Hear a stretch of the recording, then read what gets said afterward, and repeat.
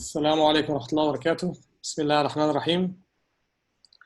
I'm very happy and pleased today to have you in this meeting with my dearest brother and colleague, Engineer Ahmed Touisi, CEO of International Quality Services, IQS Egypt, and one of the most famous management systems lead auditor and trainers in the Middle East. And I know Mr. Ahmed a long time. How many years, Ahmed, we know each other now? I think it's 22, 23 years now. I think maybe 25, maybe. Long time ago. It's always my pleasure. Thank you so much. Today, inshallah, let me first introduce HR Leaders Kuwait. HR Leaders Kuwait, we are trying to connect HR, quality, OD people, and everyone who wants to improve his or her organization together to build their network and share their knowledge and expertise, to develop themselves and to develop their organizations and then develop their communities, inshallah. So this is our mission in HR Leaders. And today, the pleasure is totally mine to have our dearest guest, Engineer Ahmed Touisi. Engineer Ahmed Touisi is a mechanical engineer, graduated in 1992. He worked with Raytheon Aerospace till 1998, then joined TUV Rhineland as QHSSE and Energy Management Systems Auditor and Trainer. He then was the Deputy MD and MD for TUV Rhineland in 2010, where he did very good practice in growing the business in Egypt and Middle East by 450% in 6 years, expanding the services portfolio in new business fields, such as industrial services, products, certification, governmental approvals, addition to systems, certification and training. Now, Ahmed is CEO for IQS Egypt. And of course, as I said, he's one of the most famous and prestigious auditors and trainers in the Middle East in the quality, environmental, occupational health and safety, and energy management. Okay, so our pleasure to have you, dear Ahmed. And as we said, that we'll have, you will give us some discussion and some presentation or you'll talk first about the management systems and their importance and so on. And then we'll have the discussions and we'll have Q&A session. Okay, so please, okay. Ahmed, you can go. Thank you. Thank you, Dr. Rabia, for the excellent presentation. Thanks for inviting me as well. It's my pleasure to be with you today to talk about a very important topic, such as how people can effectively implement integrated management systems. And I think it's the trend now that companies would rather prefer to develop, implement, and continually improve an integrated management system, not different or separated management systems. For example, they don't implement quality as a standalone system according to ISO 9000, or environmental management system as a standalone system for environment according to the ISO 14000, or the occupational health and safety ISO 45001 separate from other standards, because simply there are other management system standards like food safety according to ISO 22000, energy management systems according to ISO 50001, information security management systems according to ISO 27001, other management systems like business continuity according to ISO 22301, and other management systems either specific to certain industry or generic management system standards. Companies would gain more and get the maximum benefits from implementing management systems as an integrated management system. One integrated management system, not a mixture of different standards or different management systems, because this will save time, will save efforts, will help people more to focus on the benefits, on the performance, rather than focusing on different documentation and separate documentation. And this was the aim of the ISO organization itself, to update in the latest standards based on the Annex SL which has been raised by issued by the technical committee of the ISO organization, instructing all technical committees issuing different ISO standards to have a common structure of the management system. It are mainly for the benefit of companies, consultants, auditors, trainers to get management systems implemented as one unit, one structure based on the famous Deming Cycle, Plan, Do, Check, Act. This would help organizations. If you allow me, Ahmed, just 1 minute, because not everyone here is very familiar with the standards and ISO standards, quality management systems, PDCA cycle. So consider us as all of us as new learners, okay, or new in the field of quality and other fields. So give us some more detailed about the different ISO standards, for example, and what's the integrated management systems mean, and then we can see the benefits of everyone, okay? Okay. Thanks for giving me the chance to clarify, Dr. Rabia. Thank you. And please, for all dear participants, please feel free to write down your questions in the chat. And then I think Dr. Rabia, after my presentation, will facilitate the question and answer session. It's always our pleasure to answer all questions. Regarding your point, different management system standards and what it aims for. For example, ISO 9000, it's the most famous standard, is for quality management system. It helps organizations to achieve their objectives in the field of quality, to improve their performance in the field of quality, like achieving customer satisfaction, like ensuring consistent products that meet customer and exceeds customer satisfaction. This is a very brief introduction about 9000. The ISO 14001, it's an environmental management system requirements. ISO 14001 is a standard which helps organization to first ensure that legal compliance is according to environmental laws, according to needs and expectations of interested parties, is maintained. And to ensure that environmental performance is improved by continually controlling the aspects of the organization to the environment. What can the organization impact the environment by emissions, by soil contamination, by waste, solid waste, liquid waste, discharge to water, discharge to land, any different impacts related to the environment. Occupational health and safety management system, which is now the ISO 45001. It was in the past the OSHA's, or Occupational Health and Safety Assessment Series 18001, but now the ISO organization has issued 2 years ago a brand new, it's a first revision, first issue of an ISO standard related to occupational health and safety management system, which is the ISO 45001.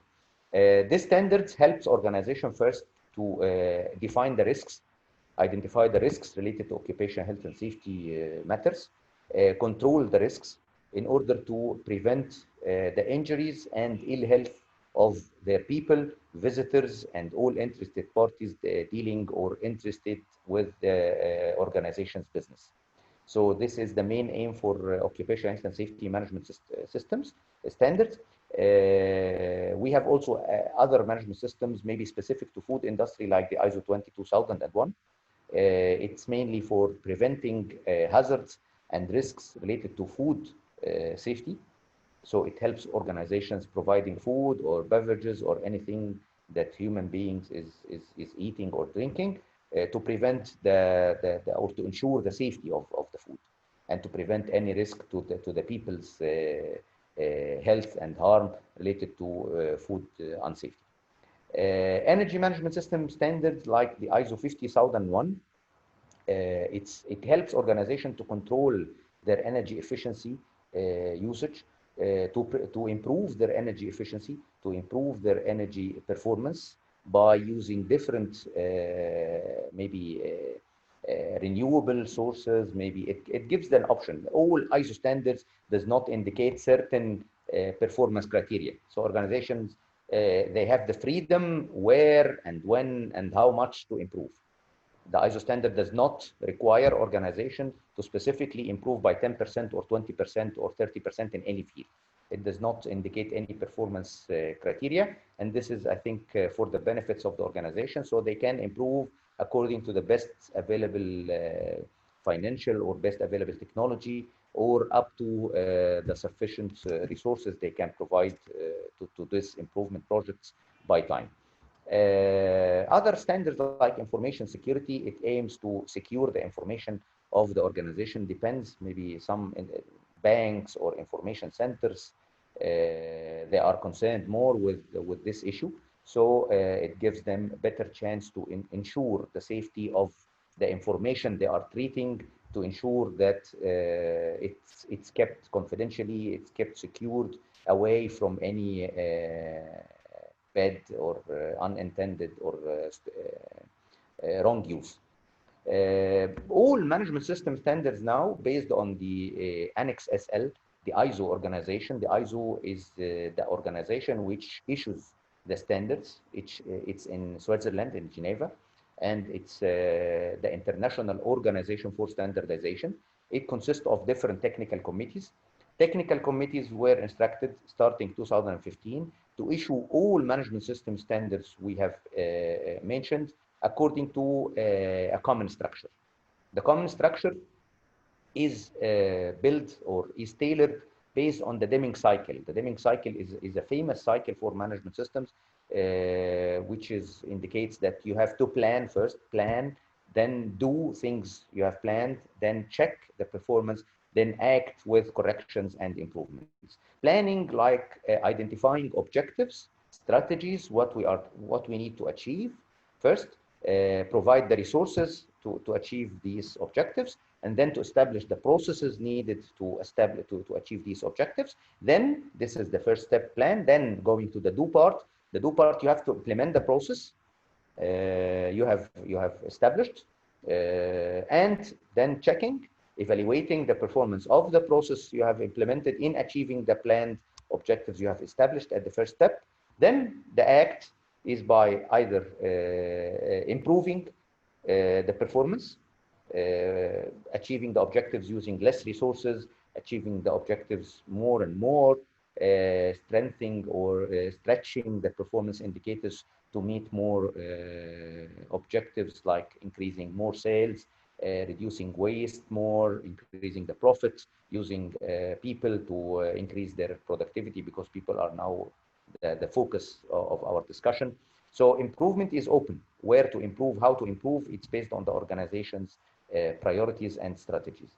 So this Deming cycle structure gives the organization the common structure to establish all the systems based on the common structure of the organization. I can, if you allow me, Dr. Rabia, maybe I can share a presentation regarding a common structure, if you allow me.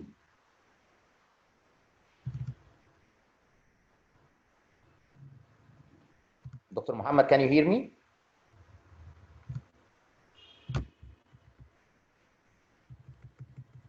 Yes, okay, Ahmed. I can share a presentation regarding Deming cycle as well as the common structure. Okay.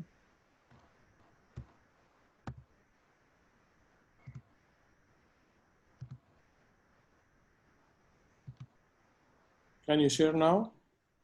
Yes. Is it okay? Yes. Yeah.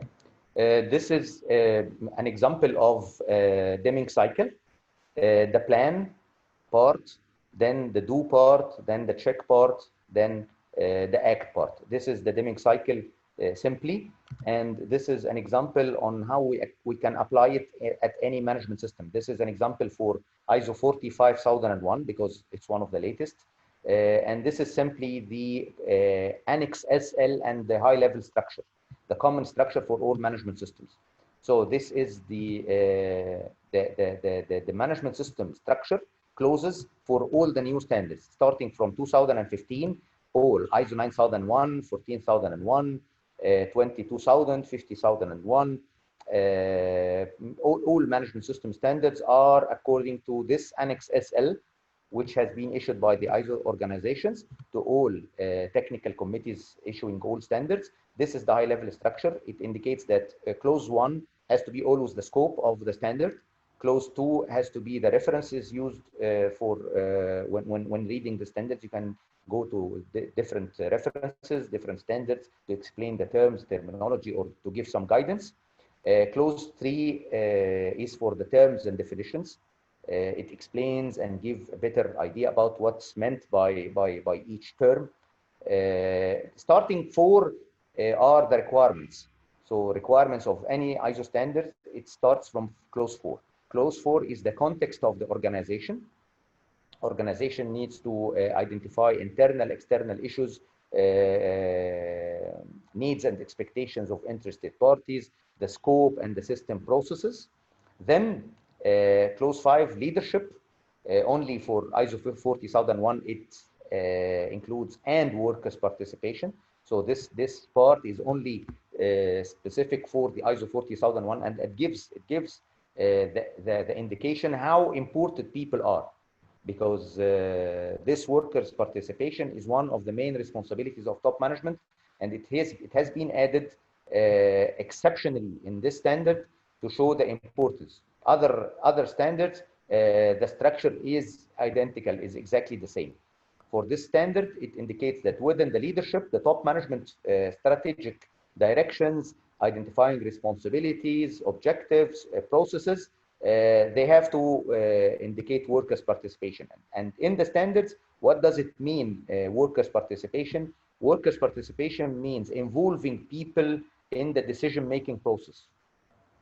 And this is a very important issue we need to focus on when establishing management systems. People in the organization have to be involved, not only to let them aware or to explain to them what's going on, but they have also to be involved in the decision-making process. And what we mean here by workers are managerial and non-managerial workers, not only managers and top management. You have to involve people from different levels, because sometimes people at other levels knows better than other people. So in certain points, like risks, like hazards, like job-related safety issues, and so on. So here, workers' participation and how important it is. Other clauses like planning, risk assessments, objectives, programs to achieve the objectives. Then support, and within support, you will always find the clauses related to human resources, like competence, maintaining people's competence, maintaining people training, skills, education, experiences, and how to ensure suitable working environment for people, documented information, but everything related to HR, to people, it's here included in under support, which is part of the ISO standard, and it's the same for all management system standards. Support number 7 in 9000, support number 7 in 14000, and in all management system standard, the structure is almost the same, with the exception of workers' participation. And this is the part related to plan. So planning in the standards, in Deming Cycle, if we go to plan part is the context of the organization, leadership and workers' participation, planning and support. This is the part planning in the standards. Okay, related to the do part starts from operation.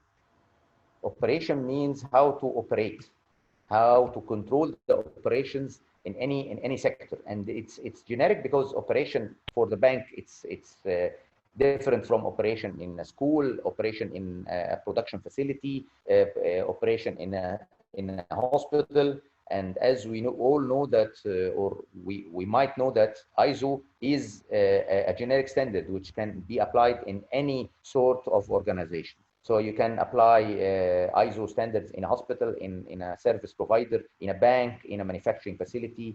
You can apply it at any organization. Then this is the do part, operation, and the check part within Deming Cycle, it's under performance evaluation. After you have planned, establish objectives, established the risks, and identified all the support or provided all the support, including people, including human resource competence, including human resources awareness, training, and all what you have to provide to people in order to know and in order to be involved in the system. You need to measure the performance. You need to evaluate the performance.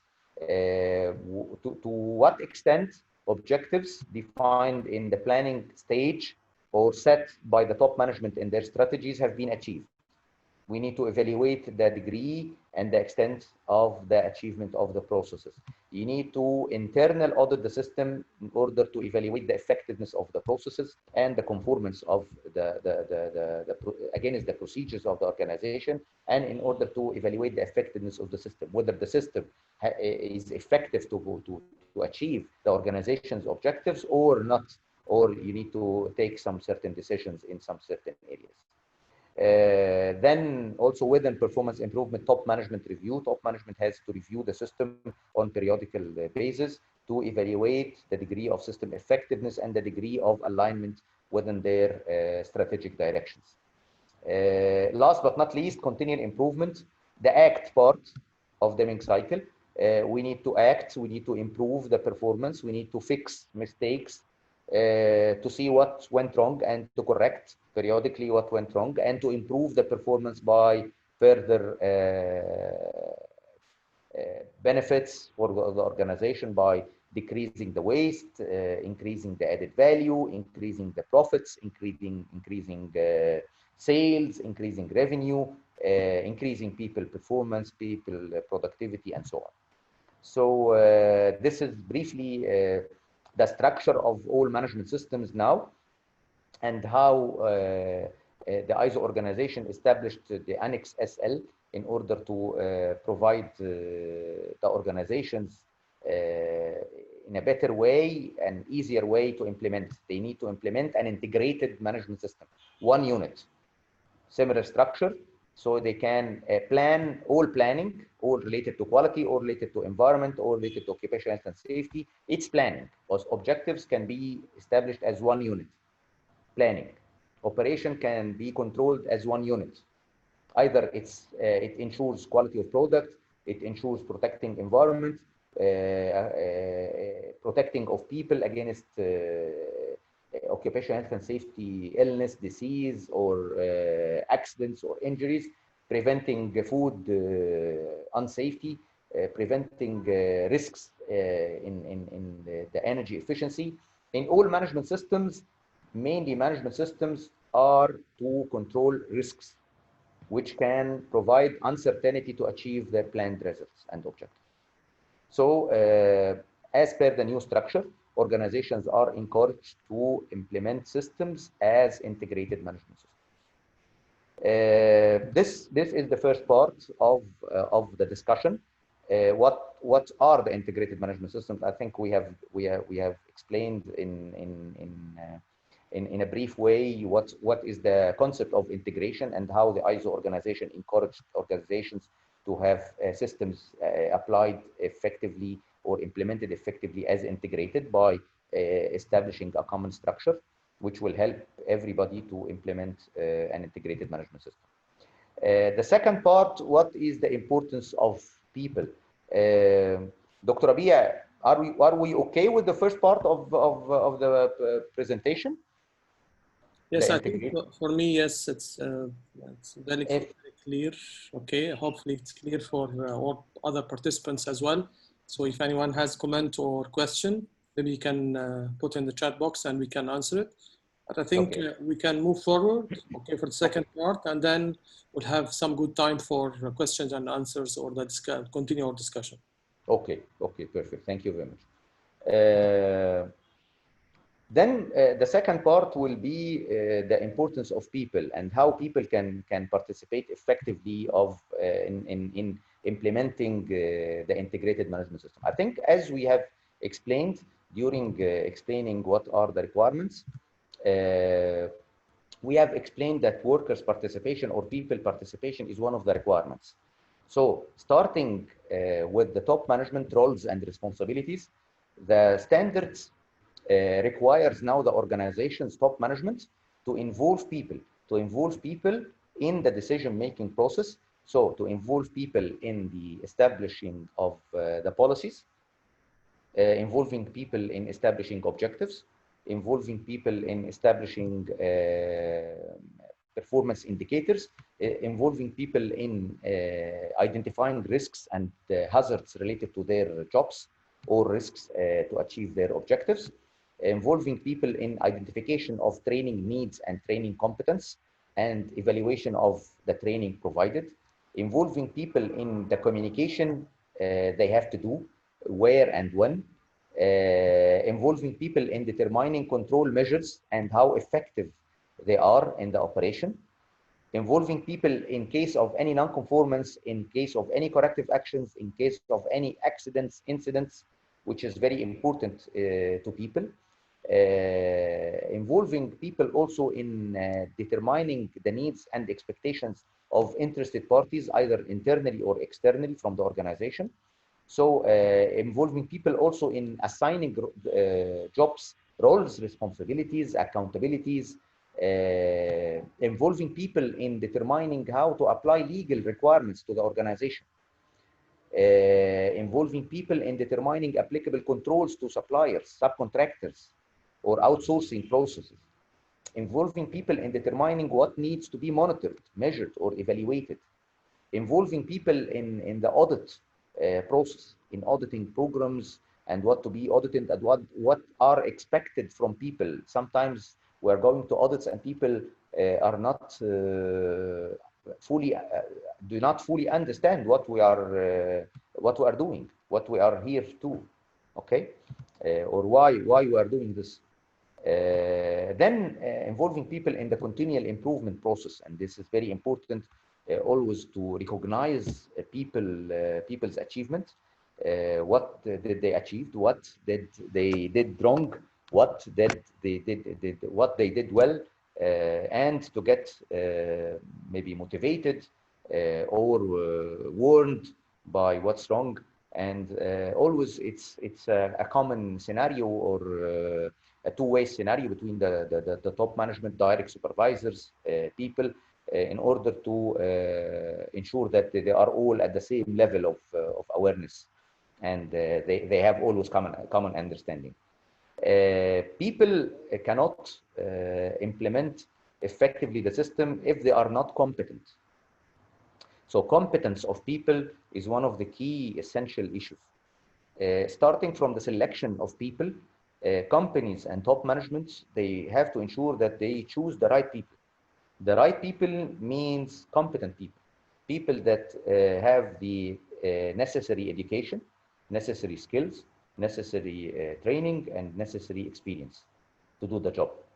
So for any job, the organization has to establish competence criteria and to see whether people suits or covers the competence criteria required or not.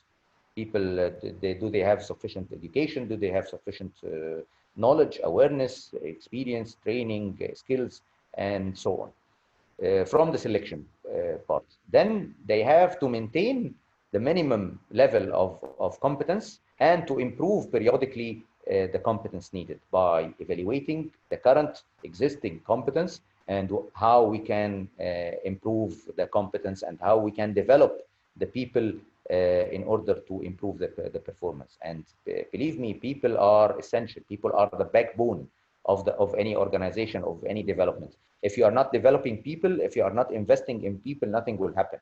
If you buy the latest state-of-the-art equipment and you are using the wrong people, equipments will be destroyed. If you are using the latest state-of-the-art infrastructure, roads, transportation facilities, undergrounds, everything, without educated people, without competent people, nothing will happen. No development will happen.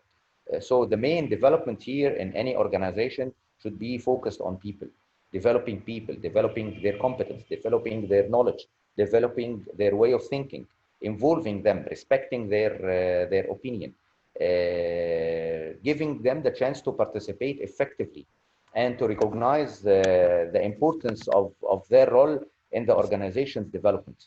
This is a key issue. All organizations need to ensure that it's happened and it's evaluated and periodically checked for effectiveness. Communication also, it's a very good tool between the top managements and managers and people. So you need to ensure that communication is taking part periodically from people and to people. Communication has to be both directions. You should not always tell without listening. You should tell people what you need to do and what are the visions, objectives, and you should listen to people regarding their interest and how things are going on.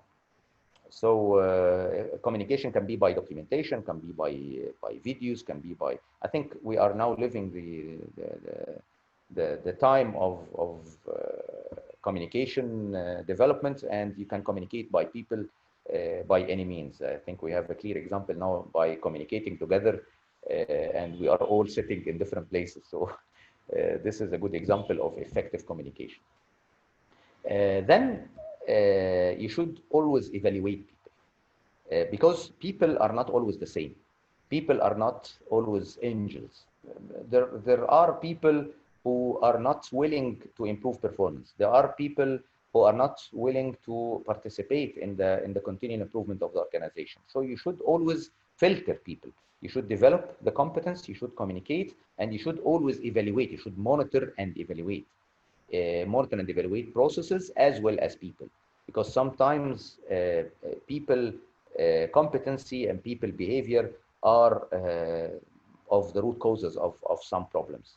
So you should always evaluate procedures, infrastructures, equipment, products, occupational health and safety related issues, food safety issues, energy issues, all the performance criteria in addition to people, by internal audit, by direct managers appraisals, periodical appraisal, either annual, but I always doubt that annual appraisal is a very far, is a very long way. But you should always establish key performance indicators to people. You should monitor them weekly, monthly, quarterly, biannually, because 1 year it's very late. Sometimes it's very late. Objectives can be destroyed by only 1 month, or underperformance 2-3 months. The whole objectives of the year would be destroyed. So it's always better to establish key performance indicators for certain people. I can give you example. For example, if you are having a sales manager who is asked to improve the sales by 20%. So he should distribute the 20% add-on sales to all his sales people.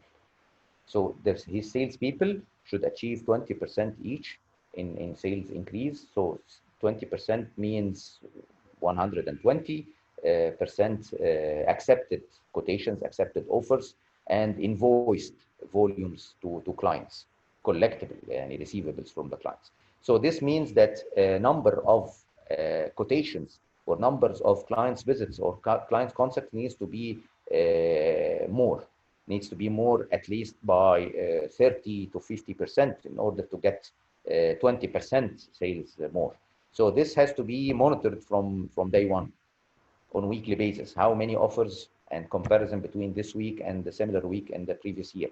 How many offers, how many accepted offers, how many invoices, what is the sales volume this month compared to the previous month or compared to the similar month of the previous year.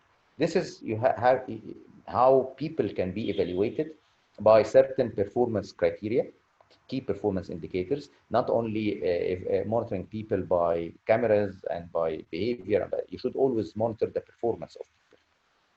This is a very good way to recognize their achievements. If they are doing well and achieving well, you should motivate them. Or if they are underachieving, you should always work on improving this or replacing if people are not doing well or they cannot do well anymore. So this is a brief of how can people participate in the effectiveness of implementing effectively management systems. And I think, Dr. Muhammad, we can welcome now any questions, because what we have, I think, is roughly 20 minutes. So we can invite questions, and we can together answer any question. Okay, thank you so much, Engineer Ahmed, for sharing his valuable information with us. And I think we're asking if anyone has some questions, but until then, I have some few thoughts that maybe we need to exchange together. First of all, we were talking about implementing effective management systems. So you have seen with your expertise different types of organization that either implementing systems on the papers only or the documents. Yes. And other organizations who are really getting the benefit of the system itself. So can you give us some examples of both practices? Yeah, I think thanks for the question. It's very nice question, and I think if organizations established management systems like quality management system, separate from environmental management system, separate from occupational health and safety management system, this is now a typical example of increasing or duplicating things, or putting more and more burdens on the documents part, because it was always the intention of the ISO organization to make management system a documented system rather than a system of documents. So documents are a way to improve performance. They are not the main aim of the system. They should adapt the documentation only to fulfill the requirements of the standard, plus what does the organization needs to effectively achieve the objectives. But to establish, I've seen many examples or very bad examples by establishing a procedure for document control in 14001. Procedure for document control for quality related issues, procedure for document control for occupational health and safety, procedure for document control for food safety. And later on, you can have 4 internal audit procedures, 4 management review events for top management. So it's waste of time, waste of money, waste of everything. So this is a typical example. That's why on the other side, people would not effectively implement the system. Because if you need to just fill out forms and completing documentation without, let me correct some opinions like documents are not important. No, documents are important only if they are adding value to the organization's effectiveness, to the organization's performance, and of course if they are required to the standard. And the standards themselves, they are shrinking, they are reducing the requirements related to documentation. The first versions of the standards, imagine Dr. Rabia, they were requesting, I think we live these days, establishing procedures for companies like 18, 19 only for quality, and similar number for environment, similar number for occupational health and safety. It was just a hell of documents on forms. Yes, we had a lot of fights about this with the responsible people at that time. Yes, so I think they had some rights, because it was really a huge amount of documents, and that's why the ISO standards had the bad reputation of ISO is just a document, it's just a paperwork, and this is not the main aim. Now the ISO standards have the ISO organization has reacted to this by shrinking, by reducing the requirements to 6 documented procedures only in the 2000 version, 2000 and 2008 of the 9000. They reduced this to 6 mandatory procedures like document review, control of records, internal audits, control of non-conforming products, corrective actions, preventive actions. There were 6 mandatory, and the rest, it's up to the organization. Now, starting from 2015, as per the high-level structure for all standards, they requested documented information. And it's up to the organization to define what sort of documented information and how they are going to apply and maintain this for their own benefits. So I think it's the trend, as you said, to have the performance improved rather than to have systems of documents. That's very good. That's very good. We have a very nice question here from Mr. Ahmed Hussein. He said that we have learned from Engineer Ahmed that risk management is currently one of the most important systems that the organization shall implement. Is it possible to provide examples how to encourage people to be involved in the risk management, to identify the hazards and risks in their workplace, as we are facing resistance from the employees to be involved in the risk management? Thanks a lot. Thanks a lot, Mr. Ahmed, for your positive participation as usual.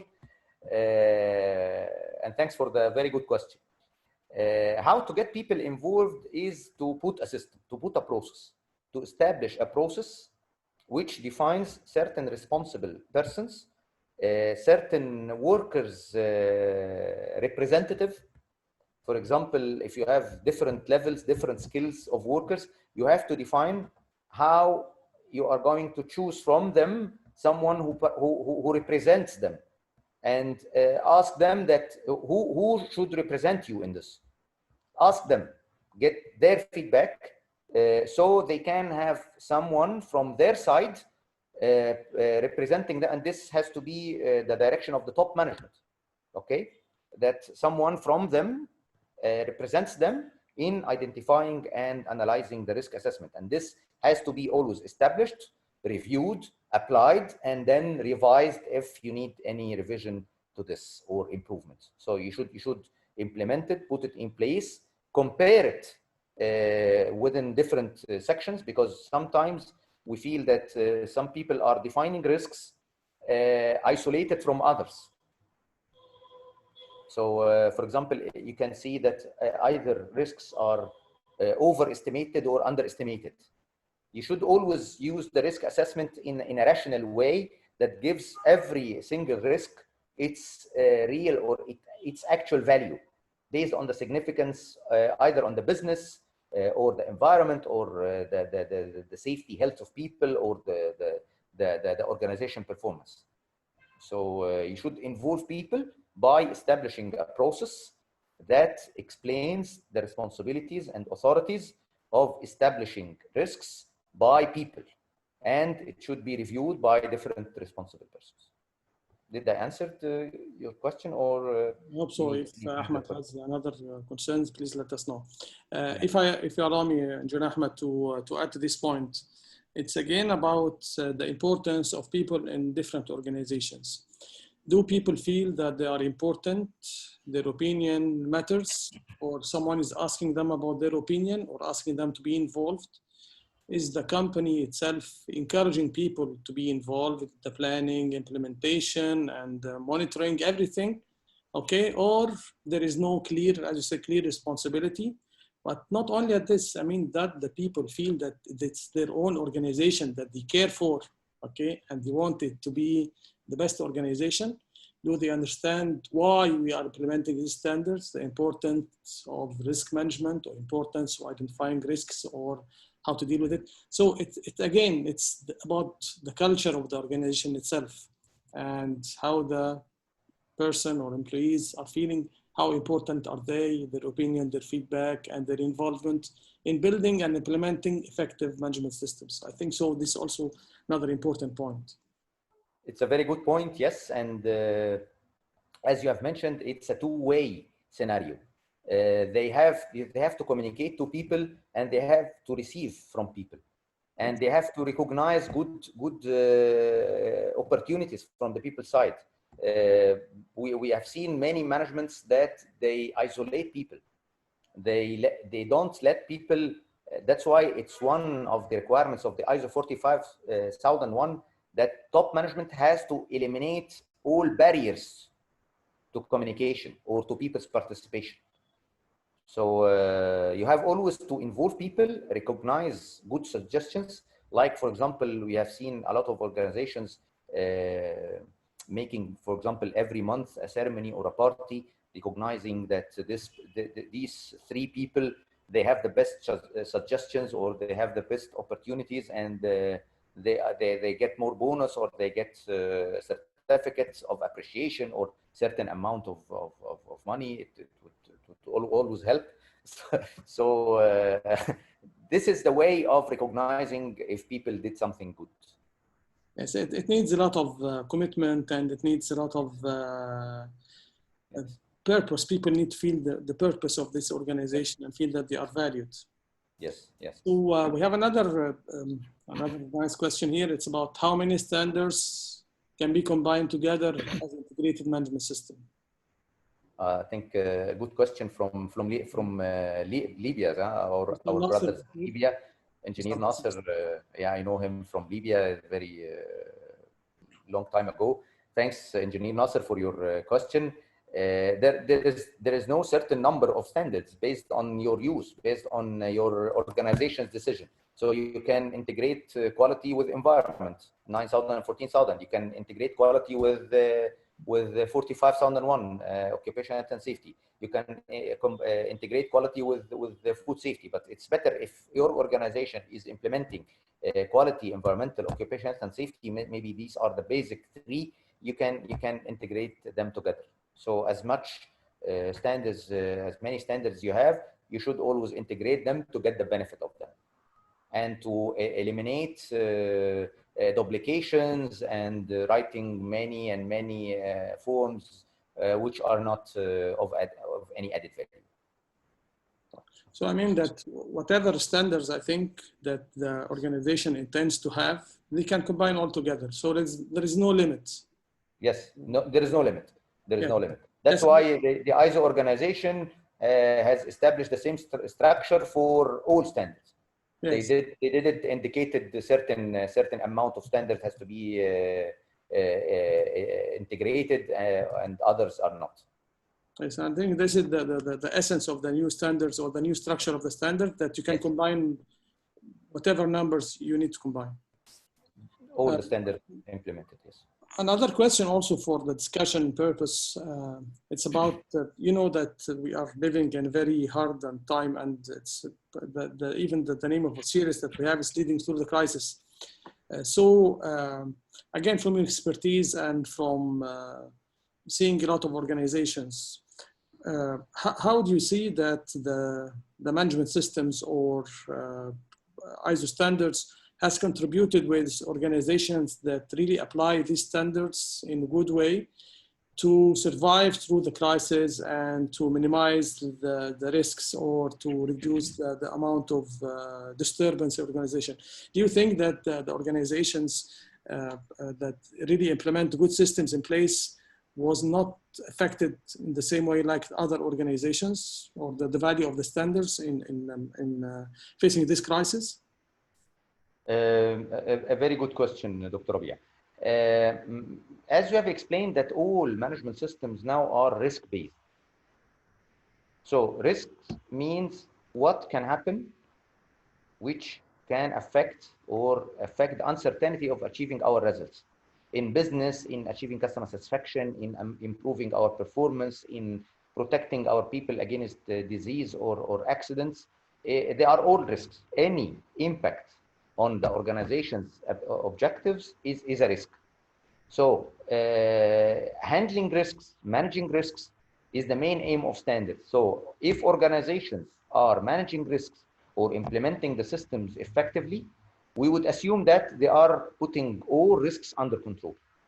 And if they are putting risks to business continuity, like the ISO, the business continuity management system, it's a very good standard in this direction. In case of any disasters, earthquakes, or like the COVID-19 crisis, it indicates the minimum level of business which organization can absorb or can run under. So all management system standards are risk-based. You should define the risk, and you should identify how you are going to control the risk, and what are the precautions, what are the plans, what are the emergency plans, what are the emergency scenarios, what you would do to reduce the impact on the business, and to reduce the level of severity of the risk itself. So I think management systems, especially in the crisis or in the emergency situations, and risks are perfect fit with this. Yes, in the beginning, when they introduced the ISO 2 standards, even the quality management system, which is the base of all other standards, I was not feeling comfortable in the beginning about the risk-based part and saying, why do we need to include the risk on this? I mean, this is too much sophistication, or maybe this is too much for the organizations. We need just to implement the systems. But when you have this situation in place, I think, yes, that's really right, because with all the uncertainties in the whole world, not only for this COVID-19, but there is a lot of change, is very dynamic, and everything is changing rapidly. So yes, you need to consider this. You need to build a good risk management system in place, and you need to have all the precautions.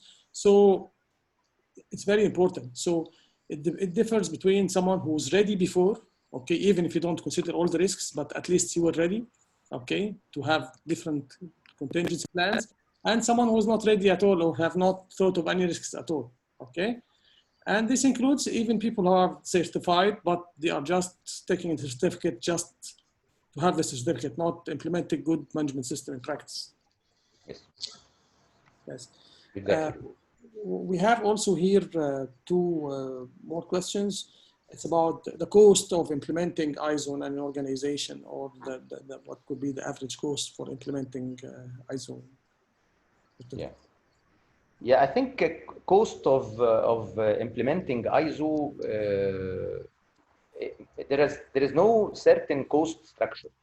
The range of cost in numbers, it depends on the complexity and the degree of system implementation in each organization. There are organizations who are mature enough, they have almost everything, and the cost of establishing is nothing, just having auditors and to conduct audits and so on. But in organizations which are not at the same level, they are just beginning establishing their quality management systems or their management systems according to ISO or complying or conforming to ISO. This would cost a little bit time, the cost of consultants, external consultants, maybe the cost of external trainers. Would they have qualified people to train themselves, or would they need consultants or trainers from outside the organization? The cost of certification, cost of auditing, cost of internal auditing, cost of external auditing, cost of the top management time to review and to meet, to review the system. And so the range of cost in implementing management system in an organization, it's not fixed. There is no fixed scheme for the cost. Even certification cost, it varies depending on the size and the complexity of the organization processes and number of people. Coming to the other question, I think from اسمها منتصر, what is the risk matrix? The risk matrix, yes. The risk matrix is the model any organization would establish to identify what are the risks depending on the severity and likelihood. What can happen and how probable, or what is the opportunity, or what is the probability of this happening. So this is the risk matrix every organization can establish depending on the severity of each thing or each uncertainty event. So they can establish, for example, that the risk matrix for probability is one, this is things which are very rare, they are not probable to happen. Two, might happen, but not very rare. Three, they are probable, they can happen. Four, it happens from time to time. Five, it always happens. Okay, and this is from 1 to 5. Maybe this can be the level of likelihood. And then you can build up another level of severity, because the risk matrix or the risk level, risk calculation is a combination of likelihood and severity. For severity, you can put, for example, trivial or very low, negligible risk, like 1 risk level.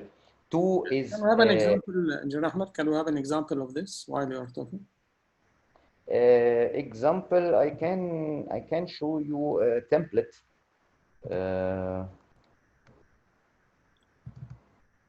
I mean, what risk could happen, for example, in Risk can vary. There is no certain risk level, but risk can always vary between. I mean, one of the risks, for example, that this person will leave the organization, for example. Okay. Yes. Or the system could be hacked, for example. Yeah. Can I share the screen? Okay. I think you still have the access. Yeah. This is an example of a risk level, risk matrix. This is a guidance for the likelihood, whether it's probable or not, and it's from 2 to 10, not from 1 to 5. You can choose, any organization can choose. For example, if we are talking about, maybe I can make it bigger.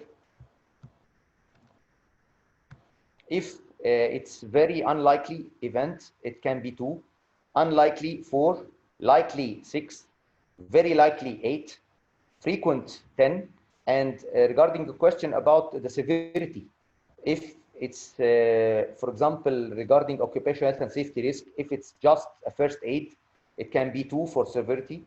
Medical treatment, it can be 4. Lost time incident, LTI, 6. Fatality or disability, 8. Multiple fatality or a disaster, it can be 10. And then you can identify for each process what is the event, what can happen, and you can evaluate the risk by multiplying likelihood times severity. And if the result is from 2 to 8, then it gives a green. It's an acceptable risk. It's not a risk which you have to action. From 12 to 24, it's a medium risk. So you should be alerted. High risk, you should always be alerted, and you should reduce to an acceptable limit if the results of multiplication is from 25 to 48.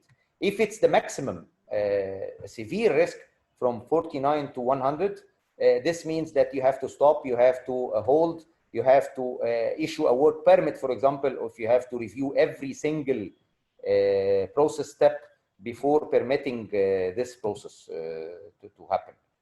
So this is an example of a risk matrix, and the risk matrix you should use is to calculate, evaluate, and see what controls needed, what controls exists in the workplace, and what controls are needed additionally. I think now all business need to have such a matrix in all their work because of the COVID-19 and its effect.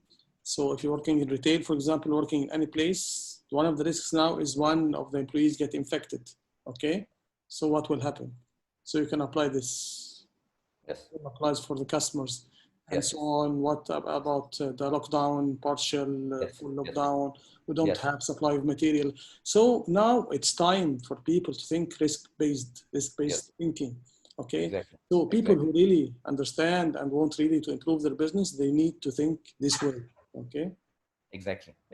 Depending on the severity expected, yes. Depending on the likelihood of the risk, both can give you a clear indication of when you should take an action and when you should stop and think about the severity to avoid any negative impact. Yes.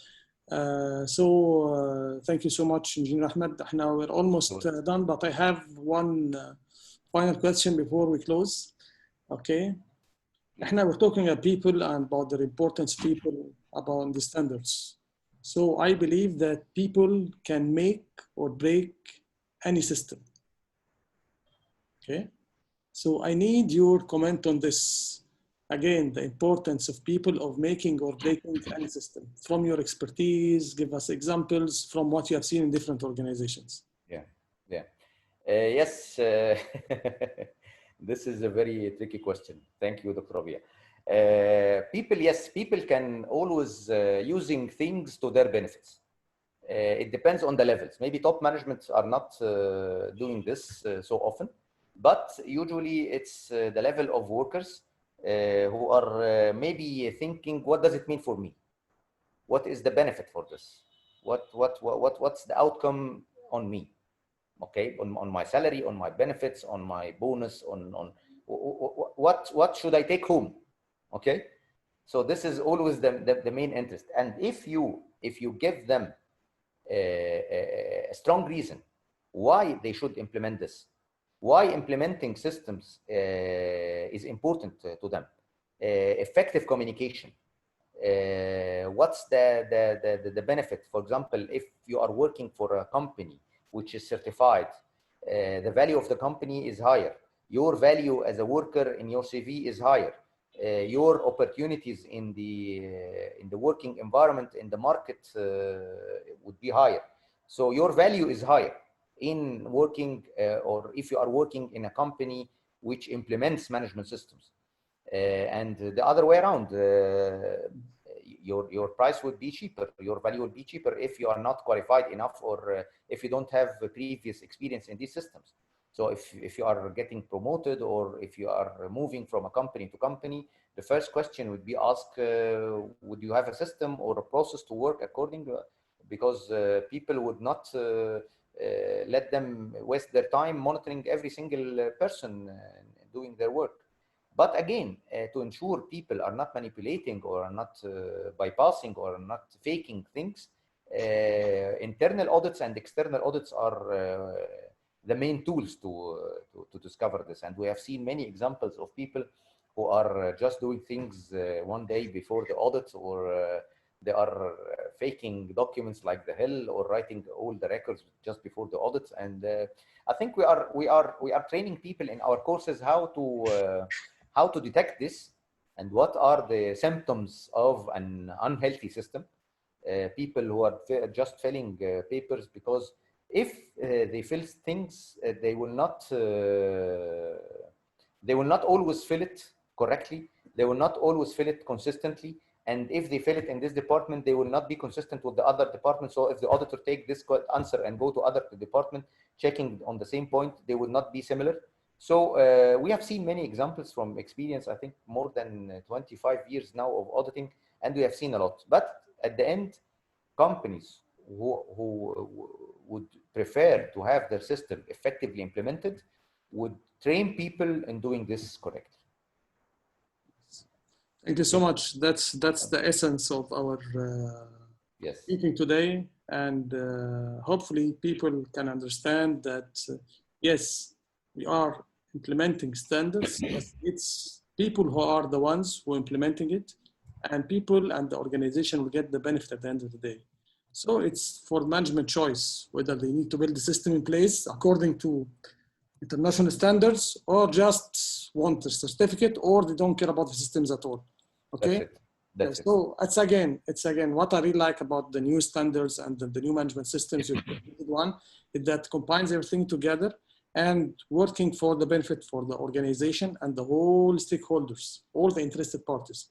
Exactly. And this will benefit the whole community afterwards. Exactly. So thank you so much, Engineer Ahmed, my dear brother and friend. And we had very good time. I benefited a lot from this valuable discussion, and wish you all the best. And inshallah, I know that you have launched your YouTube channel. So inshallah, in the email when you send this record and the link to the record, so inshallah we'll include your link to your YouTube channel. And hopefully inshallah we can work together with the HR Leaders Kuwait to have more programs through you in different management standards, inshallah. Thank you, Dr. Rabia. It's you know that it's always my pleasure to work with your good self and with your esteemed organization. And please feel free, you are mostly welcome at any time for any cooperation. I'm very glad, and I have the pleasure. Thank you very much. Thank you so much. Thank you for all people who attended today, and hopefully inshallah it was a very good session. Thank you so much, and see you inshallah in the next series. Thank you. Thank you. Bye-bye.